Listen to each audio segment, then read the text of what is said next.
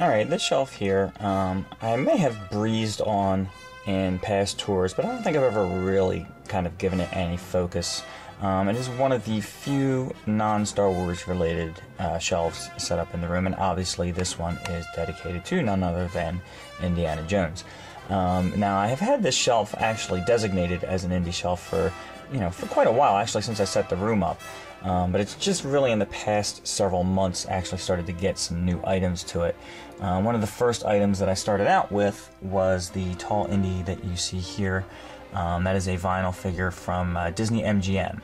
I picked that up several years ago when I went down to Disney, and that was an exclusive to Disney MGM. And it was one of the first and only Indiana Jones toys I had set up here for quite some time. And then along with that came this Indiana Jones antenna topper hat, which I thought was just very cool.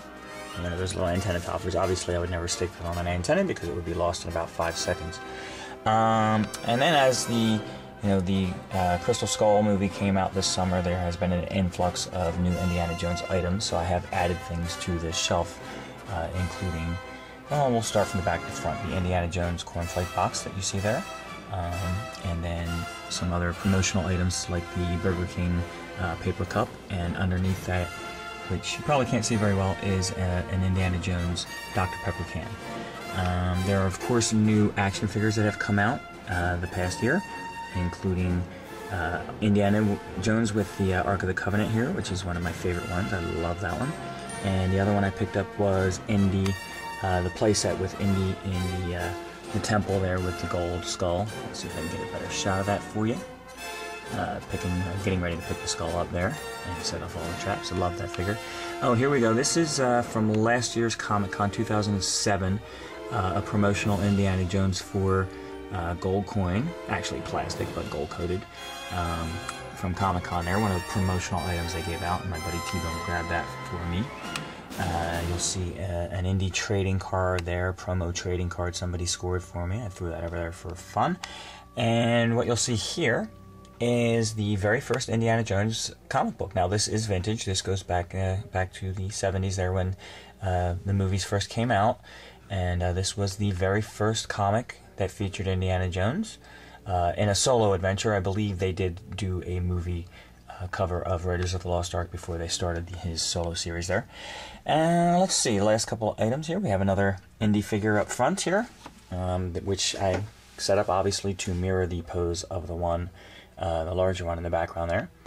We have a recent score, the Indiana Jones Mighty Mug, which I was going to pass on, and then I found it for sale. So, with a couple bucks knocked off of it, I thought it was worth it and picked that up to throw in there. In the background, and I don't know again how well I can get them, but there are some of the Burger King toys. I did not manage to get a complete collection on the Burger King toys, but I did manage to get some of them. I got some really cool ones, including Indiana Jones there in the mining cart, and there are a couple of other ones floating around in the background that are kind of hard to get on camera without moving everything around. The latest and piece de resistance of the collection is this beautiful Indiana Jones bust from Gentle Giant, which just came out, and the detail on this is absolutely amazing. It is one of my favorite new pieces, and I have a couple from Gentle Giant, and this one really is just right up there with the detail. I'm going to give you a nice close look at it there. There's a great look at Indy's face. The hat, leather jacket, the shirt kind of billowing open there as always. If I was a woman, I would swoon. And there, of course, is a great whip that is attached to this thing, and it just looks great. It's an action piece. It looks like it's moving. It looks like it should be moving. It's just really that well detailed. So that I had to get was one of my, pieces really to top off that shelf. There has been some really, really great action figures that have come out this year. I cannot afford to buy all of them, and I don't have the space for all of them if I did.